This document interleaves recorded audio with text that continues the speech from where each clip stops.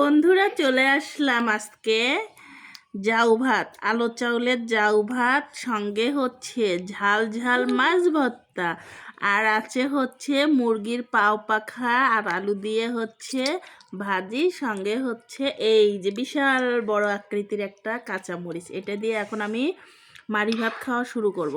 তো প্রথমে আমি মাছ ভর্তা দিয়েই শুরু করি, দেখি কেমন হয়েছে। খেতে তো মজা হবেই, কারণ আমি রান্না করছি। বিসমিল্লাহ।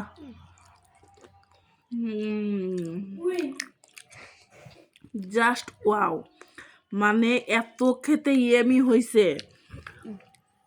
বাইরে তো প্রচুর কুয়াশা, তো ভাবলাম এই কুয়াশার মধ্যে হচ্ছে মাড়ি ভাত করলে কেমন হয়। আলো চাউলের মাড়ি ভাতটা খেতে কিন্তু খুবই সুস্বাদু লাগে।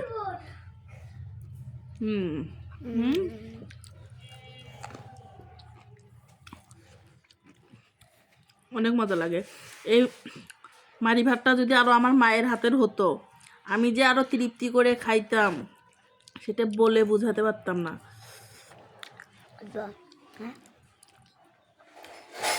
তো সবাই এইভাবে আপনারা খাবেন, কারণ শীতের দিনে হচ্ছে জাউ ভাত খেতে খুবই সুস্বাদু লাগে, গরম গরম।